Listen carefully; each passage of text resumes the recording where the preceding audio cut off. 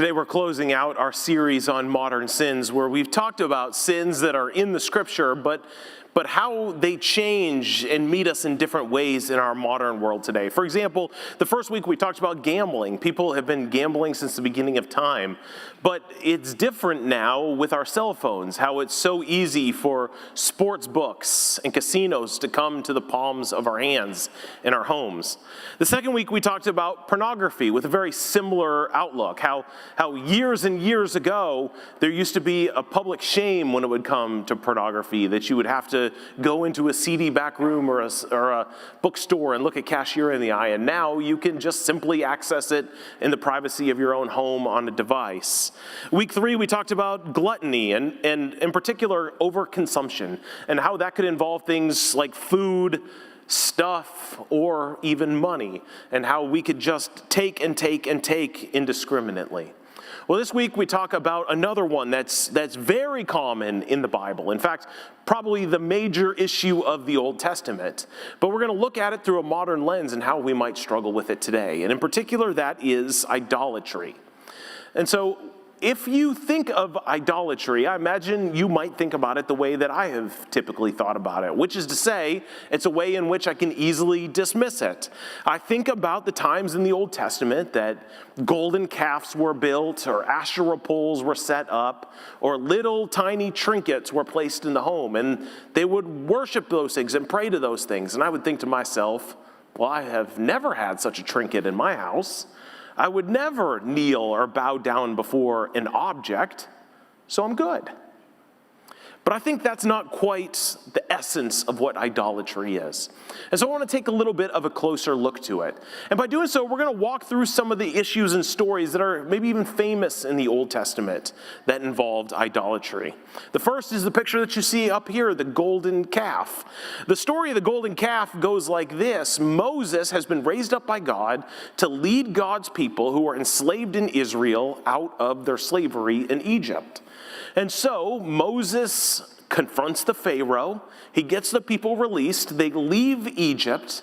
Moses lifts his staff and the Red Sea parts, and the people of God walk across dry land to the other side. When they get to the other side, Moses quickly realizes he's got some governance issues, that these people need some order and some leadership. And so God calls him up on a mountain, and God begins to tell him what the law of these people will be. Moses takes some tablets, and he begins to inscribe on them. The first things are the 10 Commandments as we know it, but there's much more than that. It takes multiple chapters in the book of Exodus to go over what the law of these people are going to be. And as God is getting to the end of this inscribing, or telling Moses, and Moses is inscribing them, God says to Moses, hey, there's some trouble down there at the bottom of the mountain. You ought to head back down there and deal with it. And so Moses takes his 2 tablets and he walks down the mountain. He gets down there, and what he sees is a wild scene. His brother Aaron, who he's brought along to be one of his co-leaders, has listened to what the people have been saying. What the people have been saying is, Moses has left us. He's been gone too long. We need something to follow. We need leadership. We need direction. Make for us an idol, because God has abandoned us up on the mountain with Moses. I don't know how long Moses has been gone, but it doesn't seem like it's been years or anything like that. So it's kind of impatient, if you ask me. And Aaron, who seems to be kind of a dope, if I'm honest with you, is like, all right, sounds good. Tell you what, take off all your jewelry. The finer the gold it is, the better. Pop grandma's earrings off, take your rings, and let's put it all in a pot. I'll melt it down, and after I melt it down, we'll form it into a calf, which I gotta say is pretty fine goldsmithing for an amateur, if you ask me. And so they melt all this down, and Aaron turns it into a calf and says, here, I've got an idol for you to now worship. And this is what Moses comes down and sees. And he is furious. He's been up on the mountain with God. He has followed God. And what the people have seen is God's mighty hand, moment after moment. Just months before, they were slaves to a powerful nation, and now they are free on the other side of some of the most miraculous things you could ever imagine. And already their heads are being turned to idolatry by creating this false god that they would worship. This is a pretty famous story of idolatry in the Old Testament, but the stories continue. After they get into the promised land and they begin to set up their life as the people of God, we get these stories of Asherah poles that show up a lot in the Old Testament. And I've never really heard, other than the Bible, what an Asherah pole is, so I went looking it up. And basically, Asherah is the wife of a god, and she would represent fertility. And so these Asherah poles would be put up as an ode to Asherah, this false goddess from a foreign land, who was seen to be someone who would bless fertility. And so if you were a good Jewish boy or girl, recently married and having trouble having kids, you might grab one of these and set them up somewhere in your house as a blessing towards fertility so that you could have children and have generations that would come after you. You can imagine a pretty benign wish and desire, maybe even a good wish and desire for a young struggling couple that would turn to this. See, wanting to have children, wanting to be fertile, is in and of itself a good thing. In fact, God's command to them even was be fruitful and multiply and have children, have families, have generations. And so wanting to do what you can in order for that to happen is not necessarily a bad thing. The problem with this is that it's just a little bit off of what God is directing them. God wants them to focus only on Him. But in this ancient mindset, this old world, it was hard in a polytheistic world for even the most devout people to believe that one God could have power over all things, that would be involved and interested in all things. Most people in the ancient world divided up multiple gods into their life who had power over the different pieces of their life. And so that Yahweh would care about fertility is difficult to a polytheistic world. Usually gods had one focus. And when it came time for you to yearn for that thing, you would turn to the god assigned to that issue. And so the people were, when they would set up an Asherah pole, was against what God's will and call was for their life. But you can begin to see how it was they were thinking, that they wanted to get what other people had. We carry on and hear about idolatry, especially when the kings start coming to power in the Old Testament. You know, the first king is Saul, the second king is David, and things are going pretty well through David's reign. But then his son comes to power, Solomon. Solomon, if you've heard his story at all, he asked God for wisdom. He was wise. And the power and the strength and the wealth of Israel just exploded under Solomon's leadership. But it's really questionable how he went about making this happen. In fact, the way in which he most powerfully increased the wealth and the influence of his people wasn't by relying on God, but instead marrying outside of his people. He would marry these foreign women. This is how nations worked at the time. You would marry into other families of other powerful nations around because then you became family with each other. So it increased trade, it increased cooperation militarily. And so Solomon started marrying different powerful royal families from around where he was. The problem was he was told not to. And I'm going to read from 1 Kings, just about 8 verses to you, that tells us both what Solomon did and why what he did was a problem. And so if you would, just follow along with me, these 8 verses from 1 Kings. 1 Kings 11, 1 through 8, as it lays out this problem of idolatry that Solomon takes. King Solomon, however, loved many foreign women besides Pharaoh's daughter, Moabites, Ammonites, Edomites, Sidonians, and Hittites. They were from nations about which the Lord had told the Israelites, "You must not intermarry with them, because they will surely turn your hearts after their gods." Nevertheless, Solomon held fast to them in love. He had 700 wives of royal birth and 300 concubines, and his wives led him astray. As Solomon grew old, his wives turned his heart after other gods, and his heart was not fully devoted to the Lord his God, as the heart of David, his father, had been. He followed Ashtoreth, the goddess of the Sidonians, and Molech, the detestable god of the Ammonites. So Solomon did evil in the eyes of the Lord. He did not follow the Lord completely, as David, his father, had done.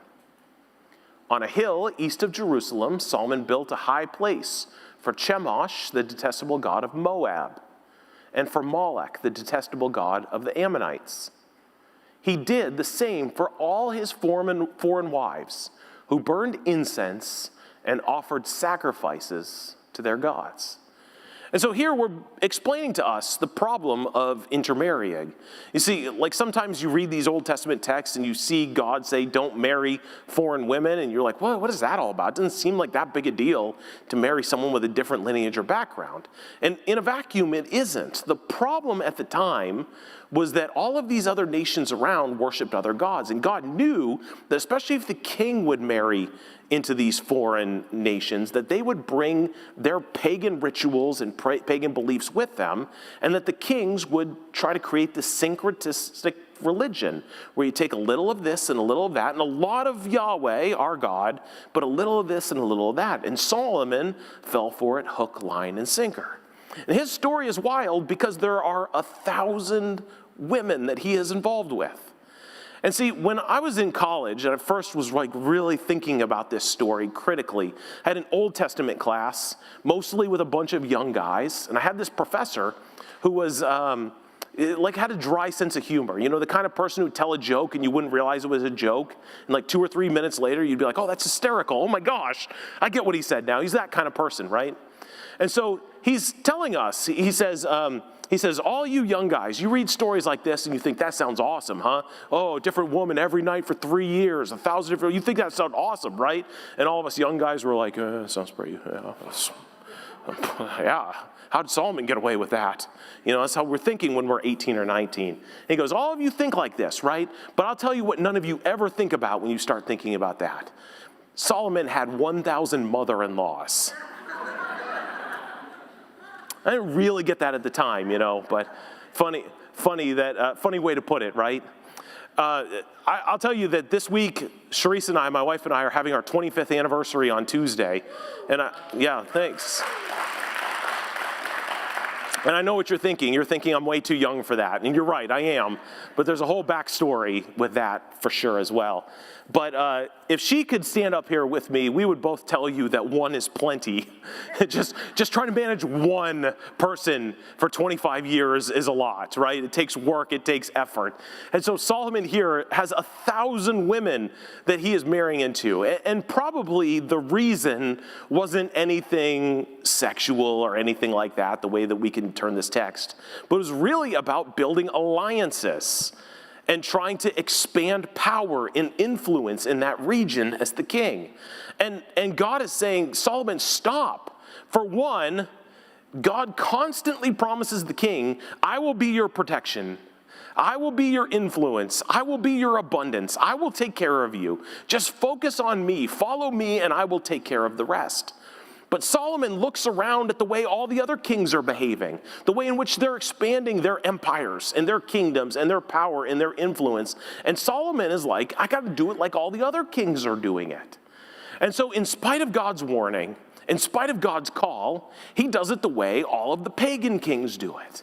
And when he does it that way, each woman that comes back and marries him comes with a little wink, wink, nod, nod, take my culture and my religion with me. And Solomon does. And so he doesn't follow God completely the way that David does as the text. David is his father. David followed God completely. Solomon follows God mostly. You see the difference here? And this is really how we begin to see what idolatry looks like. Everything that Solomon does is defensible as a king. It makes sense for what a king might do. The definitions of idolatry that we'll get to in a moment are usually defensible. They're understandable. They make sense. You're doing something for a reason, but it takes your focus off of God. David did it right. He followed God completely. Solomon messed up because he didn't follow God completely, but instead mostly. And before long, one step after another down the wrong path, and his reign as king ends with him building temples to other gods around God's own country and place. So let's move on to the next king that's fairly famous. King Ahab marries a woman named Jezebel. She comes in as well with her own foreign gods. And she's among the most famous of the foreign women that are married into the kings in the Old Testament. Ahab marries her and falls in love with her, but when she comes into Israel, she brings with her Baal worship. Baal, B-A-A-L, one of the most famous antitheses to God, Yahweh, in the Old Testament. Baal, his deal was essentially he was a rain god, a storm god, a lightning god. And so that was his major function in Canaanite religion. And so Jezebel comes and brings Baal into worship in Israel. And Ahab loves her, and so he just follows suit. And the most famous story with Jezebel and Ahab is a showdown with Elijah, who is Yahweh's own prophet. And that story essentially goes, they go to a top of a mountain, and Elijah challenges all of Baal's prophets to call on Baal and to bring down rain. Why? Because Baal controls the rain in the imagination of this foreign cult. And so when Baal can't bring the rain, then Elijah calls upon Yahweh, and Yahweh does bring the rain. And this is a challenge to really what these gods actually offer, whether they're actually real or if Yahweh is real. Again, in the ancient imagination, you had these gods who were in charge of specific and individual things. And it was hard in a polytheistic world to imagine that one God would care about all orders of life and was capable of power in all ways of life. And so Baal is proven by Elijah to not be capable of rain. And when this happens, Jezebel loses her mind and chases after Elijah and tries to kill him. But again, Yahweh shows himself as capable of all things. That he's powerful in all areas. And that he wants the devotion of his people completely. And not for the people of Israel to have synchronistic religions where they have idolatry in all sorts of different places and ways and things. And so this is kind of the Old Testament concept of what idolatry is. There would be foreign gods that were concerned with little parts of life that were supposedly powerful in little ways of life. And the Israelite people would turn their heads towards these gods because they wanted something that was defensible, something that was even good. It was reasonable, if you lived in Israel and it was dry, to want rain. It was reasonable, if you were struggling to have children, to long for fertility.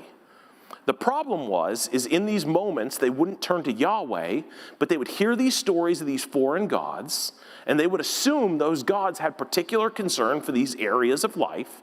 And so they would turn their head just a little to these foreign gods, hoping that these gods' areas of speciality would help them in their places of struggle in life.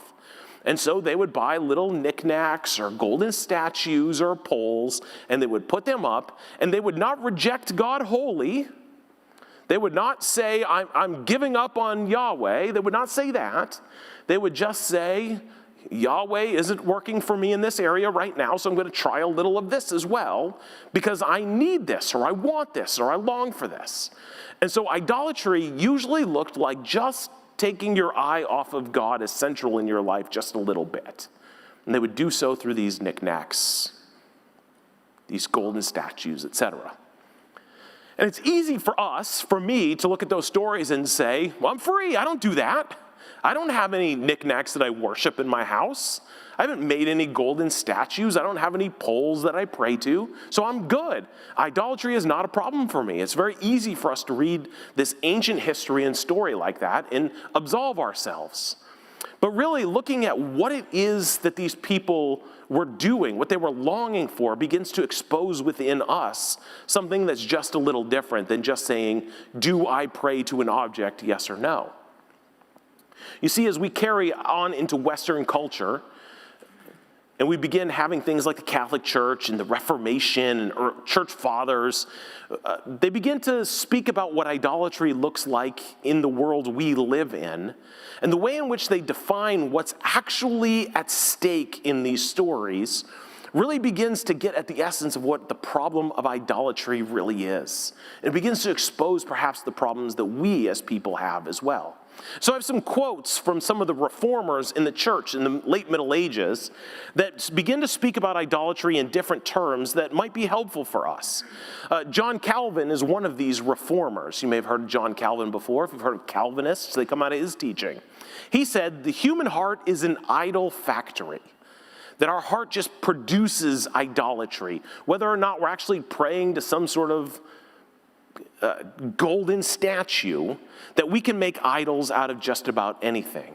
He goes on to say this as well, for what is idolatry if not this? To worship the gifts in place of the giver himself. Now that's a troubling line.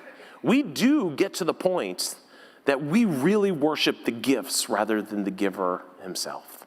The things that God gives us become central and important rather than God himself. Martin Luther, who nailed the 95 Theses to the wall when he was protesting against the Catholic Church in the 1500s, German priest, he says this, whatever your heart clings to and confides in, that is really your God. This is another way to think about idolatry. Whatever your heart clings to and confides in, that is really your God. My personal favorite definition of idolatry is this. Whatever you need in addition to God in order to be happy is an idol. Whatever you need in addition to God in order to be happy is an idol. I even heard, after I wrote this sermon, I heard a lyric in a rock song this week. Band I'd never heard of before, Built to Spill. Anyone a Built to Spill fan? Yeah, I didn't think so. It's like one of those, you're not cool unless you listen to indie rock bands, you know? They had this line, God is whoever you are performing for. I thought that was a great line. How is it an indie rock band writes such good theology? God is whoever you are performing for. And see, all of these definitions, when you begin to stack them on top of each other, they're exposing what idolatry really look like. It's not about whether or not you have a pole in your house or a golden statue above your fireplace. It's not whether you pray to an object or not. These are ways in which we can just read the story at face value and absolve ourselves. Really, all these definitions begin to expose the way in which our loyalty becomes divided, and how it is we begin to long for things and fixes that aren't rooted in God. But instead, we begin to chase after other things. You see, the problem with idolatry is that it almost always begins with something good. Idolatry rarely begins with something bad, as if we're chasing evil. But usually it's chasing after something that's good. And we begin then to pedestal these good things, almost as if they are an end of themselves, or God themselves. I was reading through a book on idolatry by a guy named Kyle Idleman. He's a pastor of a really large church in Louisville, Kentucky. His book is called Gods at War, and he names these gods or idols in his book. These are just them off to the left here. And you'll notice all of them in a vacuum are good things. Food, sex, entertainment, success, money, achievement, romance, family, self. If any one of you came up to me and told me a triumphant story under any of those things, I would give you a high five. I would be happy for you. These are good things. They're happy things. They're joyous things. They're even things worth celebrating. So how do they become idols? Well, we begin to chase after them for purpose, for meaning.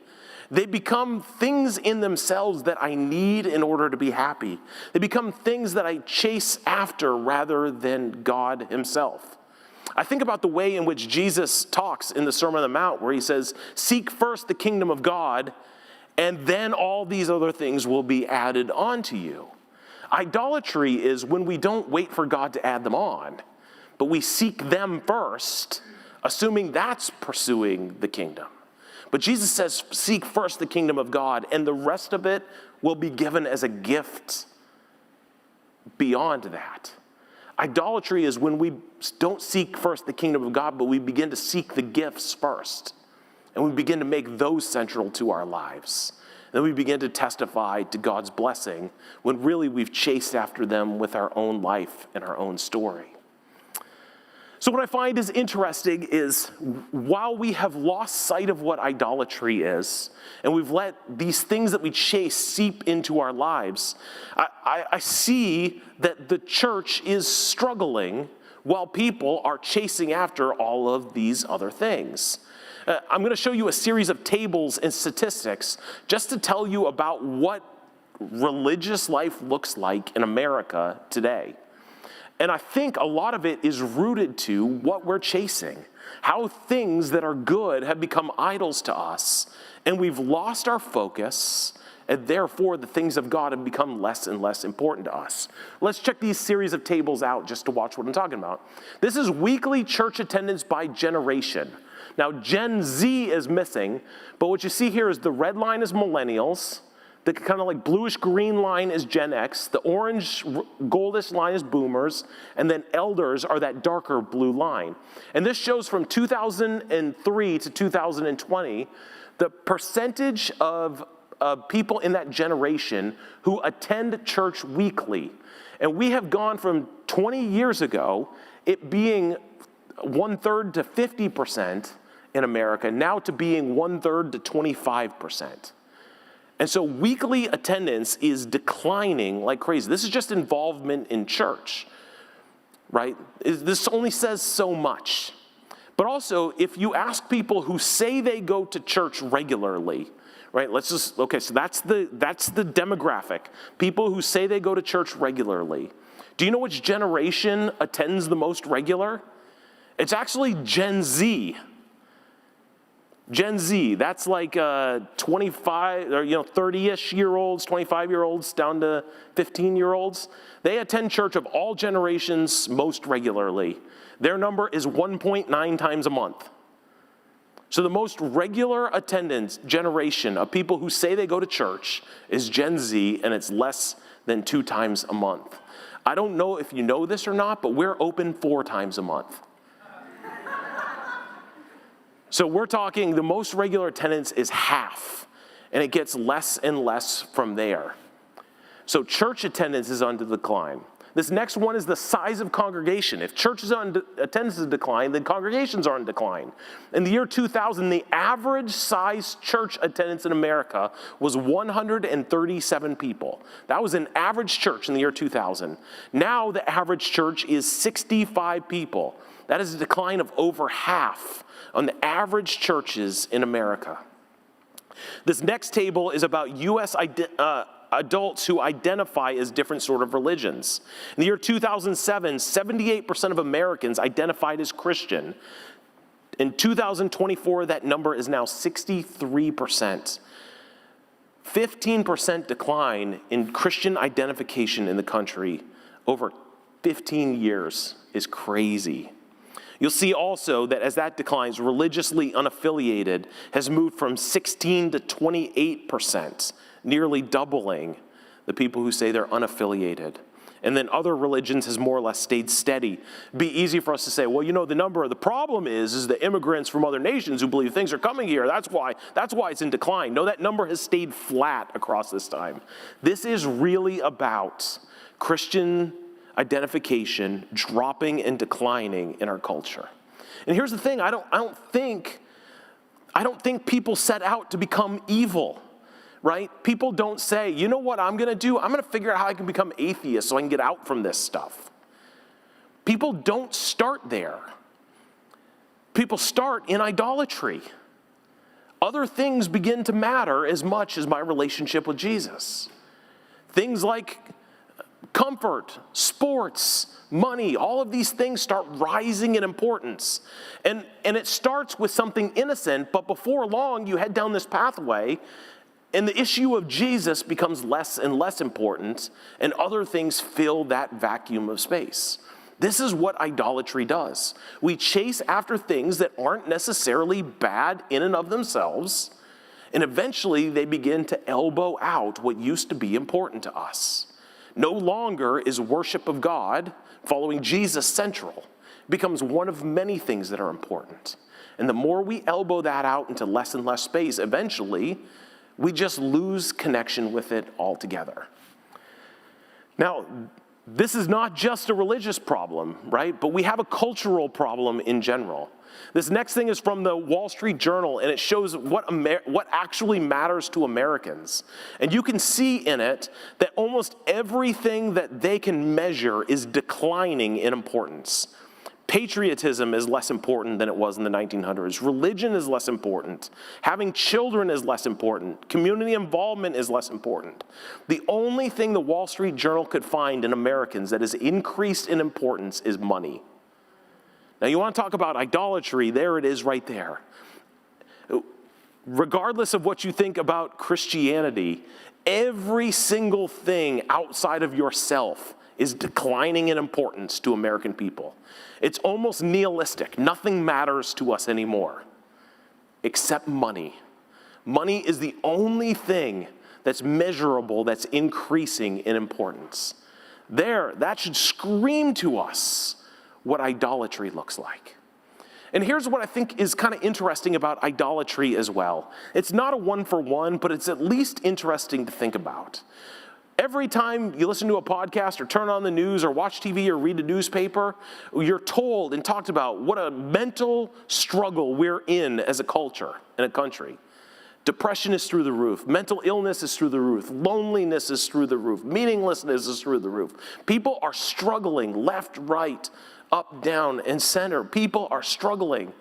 And it also coincides with this world in which people who were once devout are instead following other things.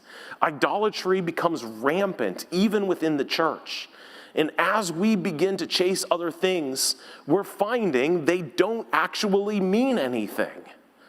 And so we're chasing things, meaning is dropping, and rather than returning to our first love of God, we're just saying nothing matters except money. And as money's importance increases and everything else's decreases, is it really that surprising that we're having a mental health crisis?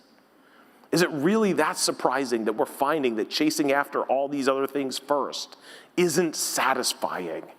And instead what we're finding is meaninglessness, hopelessness, which then leads to depression. Now, I'm not saying that religion or church attendance is going to fix clinical depression. Don't hear me say that. I'm just saying there's a correlation here in the fact that we're chasing after all sorts of things, even from inside of the church. And what we're finding is that it doesn't satisfy. And instead of getting right with God, instead of returning to our first love, like the scripture talks about, we're just becoming hopeless. Thinking about idolatry is a recognizing that chasing after the other things doesn't satisfy, and that it might be worth us crowding that stuff back out to give ourselves space to recognize that a returning to God might be what leads us to good, joy, flourishing, productive lives. You see, just like the people of the Old Testament who couldn't possibly imagine that Yahweh cared about the rain and fertility and my good life and all this kind of stuff, we also struggle to believe that following God could affect all of these things in our life.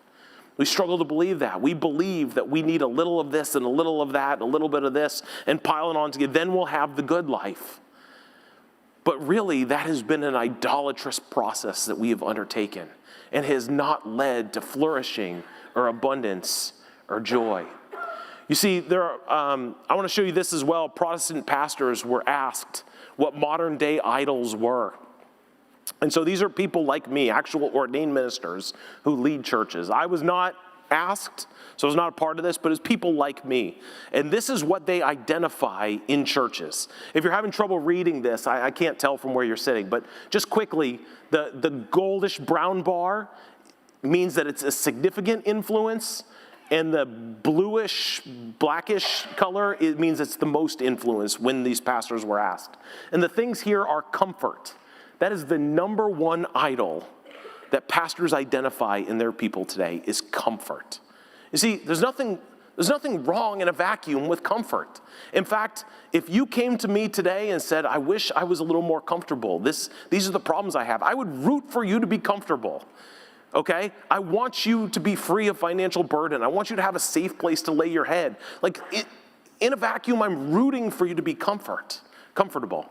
But the problem is when we start pursuing that as an end of itself, it becomes an idol that we have to fix our gaze on, and it becomes absolutely necessary to us. But sometimes God asks us to be uncomfortable. The number 2 things that pastors say is control or security. 56% say it's a significant influence in people's lives. 20% say that control or security is the number 1 idol. The next one is money, then approval, then success, then social influence, then political power, then sex or romantic love. And again, you look at all of these things, and I would generally say I'm rooting for these things for you. I want you to have abundant lives in these areas. The problem with idols is they aren't necessarily evil or bad in themselves. It's that we pursue them to such a level that we put them on equal footing with God, that we say we have to have this in order to be happy. This proves that God is dear. This proves that God cares for me if I have comfort, if I have money. And we begin to syncretize them into our religious landscape and say they're as important to us as God himself. And that we begin to pursue them with the same ferocity that is meant to be pursuing God in our life. This is the trial and the struggle.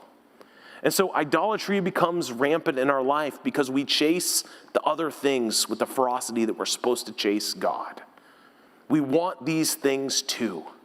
Jesus says, and these things will be added to you, and we put the cart before the horse and say we want those first. Sometimes we even act as if that proves that God cares about us. But creating this life where we need these things and we chase after these things and we schedule these things, we get to the point instead where these things matter so much that when we build our schedules out, we go after those first. And if there's time left over, then we get to God. You see, when I was a child, I remember my family would always say, the first thing we're going to do is schedule going to church. And you should also plan for when you're going to read the scriptures, when you're going to pray. And this became a part of the rhythm of my life, is that I started there and built my life around that. But in our idolatrous world, we slowly, step by step, gotten to the point that we typically will say something like, I go to that church when I've got nothing else going on. Or when life slows down, then I'll really get into reading the scripture. Or when I have a free moment, that's when I pray. And you see, that's what happens is we start chasing all these other things and the busyness takes over and our discipline of following Jesus starts getting fit into an otherwise extremely busy life. That's what idolatry looks like in our world. And so today, as the worship team comes out and we close, if you felt any sorts of conviction with this message or really with anything of this series, I want to remind you that we're not here to make you feel guilty. Guilt can be erased by Jesus. Jesus died on the cross. He suffered and bled so that we could be forgiven, that our guilt and our shame could be removed. And so this is not an exercise in feeling guilty. This is an exercise in saying, God, is there something I need working on in my life so that I can give myself wholly to you? I can be the person that I've been called to be. I can live the Christian life that I'm meant to live. And it's about standing before him and saying, is there anything that needs rearranged so I can find abundance and life in you? And so as we close today, if there's something that's been gnawing at you or speaking to you, if God has been convicting you in any way, shape, or form, I'm going to give you the opportunity as we sing this final song to come to the cross where Jesus himself bled and died so that we could be forgiven and set free. And over there are cards where you could go down and write down what it is that you're wrestling with, where you've been convicted, where you feel struggling, a sin in your life that you're longing for God to take from you. It could be idolatry, it could be pornography, it could be lying, it could be anything. But if there's something that you're longing for Jesus to transform in your life, I invite you to use this time to come to the cross, write it down, and stick it to the cross. And again, this is going to be private. No one is going to No one's going to go over there and read them and put them on Facebook, right? This is private. This is about you coming to Jesus and saying, I need your forgiveness. I need what the blood can do. I need to be set free. I need to be reminded that you are center in my life. You can come to the foot of the cross and remember that Jesus died for just such an issue. If you don't want to write something down, but instead you'd like to just pray, we have pastors available on both sides who are here to pray with you. If you'd rather pray than write, come forward and pray with them. Tell them what you're wrestling with, and they're here to guide you and to help you towards abundance and forgiveness and mercy. So if you would you stand with me? And I invite you to use this time to come to the foot of the cross, to pray, to seek forgiveness, that you would find healing in your own heart and your own life.